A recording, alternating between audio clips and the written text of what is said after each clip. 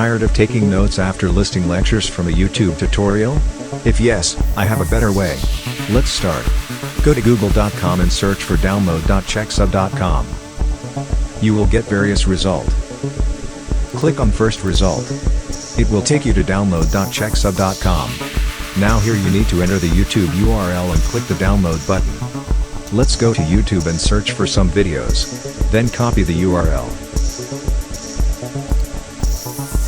Now paste that copied URL and click on the download button. It will show you various language options. You can choose the language and click on text button.